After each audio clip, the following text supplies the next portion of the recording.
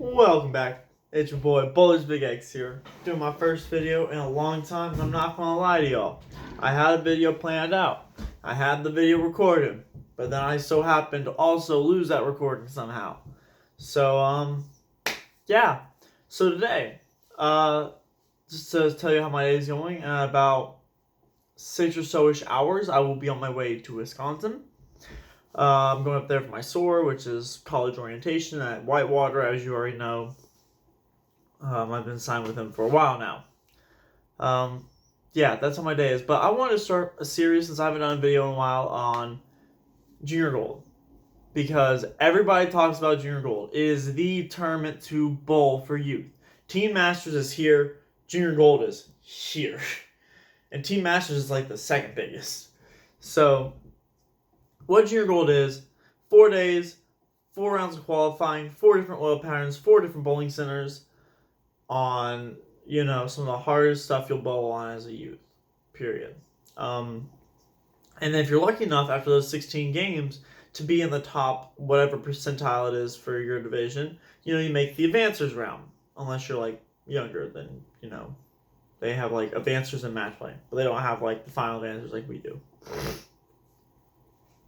So, excuse me, sorry by the way. I'm a little stuffy. Season's been terrible here in Georgia. But from there, after you make the advancers round, if you're really, really lucky or really, really good, you make final advancers. And from there, top 16 make match play, or however many it is for whatever division you're in. So it's a pretty long tournament. At the end of the day, you could end up doing 26, all around the map, roughly around 40-something games in 5 days. Ignore me casually taking a sip of my iced coffee, which is non-branded and not from a place like Starbucks or anything like that, because I like making coffee at home. But from there, everybody has their own opinion on Junior Gold. Oh, and we get 4 practice sessions on the different patterns. They say they're the patterns, but they never play like the patterns do, but that's just, how it works. But I'm going to give you all a few tips and tricks today. This is the first episode I'm going to do in this series. I'm going to try to do them daily. I won't be able to do them tomorrow, and, I might do a video when I'm up in Wisconsin for an orientation video. Hey, I'm from orientation. But I probably won't do a video till probably Sunday-ish. Maybe. I don't know. I have a really busy week ahead of me. I'm going up to Wisconsin today. Saturday is the Prodigy Bowlers Tournament Champion. You know I'm going to be there no matter how tired I am, because we're driving pretty much halfway back Friday, and then we're waking up really early Saturday, drive the rest of the way back so I can bowl Prodigy TOC. It's a big deal for me. But so the first episode I want to do on is preparing yourself. What to prepare? What balls do you bring? How do you think about things, right? So I'm gonna go whenever I'm coaching. I coach a lot of people. I always keep the analogy KISS. Keep it simple, stupid. That easy. So when you're preparing for Junior Gold, you want to keep it simple so you don't overthink things. I have a bad habit of overthinking things. I've been known to wander off and think too much about things, and I've gotten away from that finally, because once you can have all the knowledge in the world, but if you don't use it the right way, you're going to be lost, and you're going to be sitting there shooting 140s, 150s, 160s, not knowing how to attack a pattern, when really all you had to do is look at the guy who's doing the best and say, I want to do that, and then do it. It's that simple. Now, I'm not saying that works in all the cases, but I'm saying you gotta stay out of your own way. You know how to bowl. You've been bowling for a while, most likely, and you're probably pretty good, especially if you made Junior Gold.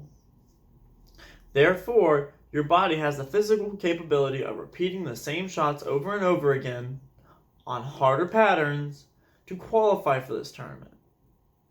So, with that being said, just let your body do the work. Trust your gut. That's just kind of like how you should attack patterns. Whatever you feel comfortable doing, try and make that work first. Try game plan A, and if game plan A doesn't work, go to B, and then so on. Now, what do you bring? For me, this year I'm bringing 9 to 10 bowling balls, even though we only register 5. We get to practice with many as we want, 9 to 10 bowling balls. Next, you want to make sure you have plenty of energy and water. I cannot stress this enough. Especially last year with with Dallas, Texas being 100 something degrees every day. Bring water. You want to drink water while you bowl. Stay hydrated. You don't want to drink Gatorade. You don't want to drink Powerade. It's too much sugar. Now afterwards, that's fine. But beforehand, not what you want to do. You want energy. Quick snacks. Things with caffeine. Coffee. No sugar coffee. Avoid sugar at all costs. Avoid salty thing. Okay, so for your snacks, you don't want anything salty or overly sweet. It'll dehydrate you.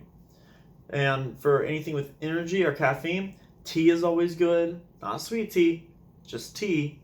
You can have a little sugar or sweetener, but not too much where, you taste the sugar more than the actual tea.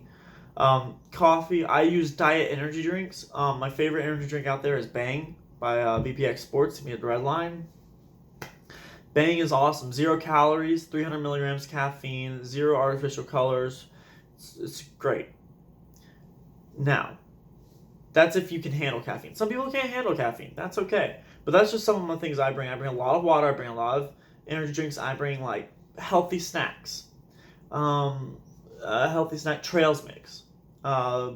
Protein bars. Cliff bars. That kind of stuff allows you to stay full, but also not over the top. You can't bowl, and it's not greasy, it's not heavy, and it tastes good. Next, bowling balls. First off, have a ball you're really good at spare shooting with. That ball should be instantly allowed in your bag. I know that sounds kind of taboo from somebody who doesn't use a spare ball, but I have one ball in my bag that I'll guarantee be there because I shoot spares with it. Best. See? Another thing is, probably want a urethane. And that urethane can become your spare ball. And I don't care if you're two-handed, one-handed, I can guarantee you 9 out of 10 people in the top part of Junior Gold are throwing urethane at one point in that tournament. Urethane is what really killed last year. Not in a bad way. It's what really did well. Everybody was throwing urethane. Everybody was, throwing your Purple Hammers, your Pitch Blacks, your Black Widow urethanes that came out, your Black Hammers. Another thing, bring a notepad. Start writing stuff down you see. When you're in practice, write stuff down. Just write every little, this part of the house is playing more than this part of the house. And for practice, a good thing, I got a tip from a pro shop guy recently, and he told me that the best thing to do with practice is you bowl a few shots on, because you get 40 minutes wherever you want. You bowl a few shots on one side of the house, you bowl a few shots in the middle, and then a few shots on the high side. So the low, middle, and the high. Because all of those are going to play, relatively speaking, different. Plus, it allows you, you get into the transaction, you see how the breakdown is working, how everything is rolling up. That was one of the most intelligent things I've heard. I mean, that really is going to help me a lot this year. And also, have fun. Biggest thing about Junior Gold, have fun, get rest, stretch, work out. Don't stuff yourself to the brim with food. Eat light snacks, have energy, and don't be afraid to make moves. Don't be afraid to say, well, if I throw this shot right here so perfectly, I will nail it. When you could just move, maybe you have more miss room to the left, so you move left and you can make it off the corner. And instead of trying to be perfect every shot, be there, make your shots good, but don't try to do something you can't do.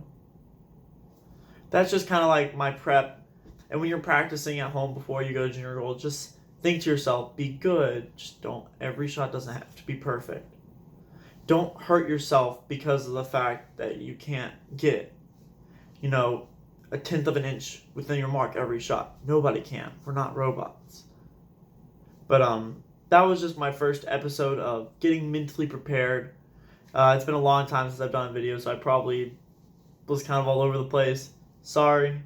It is what it is.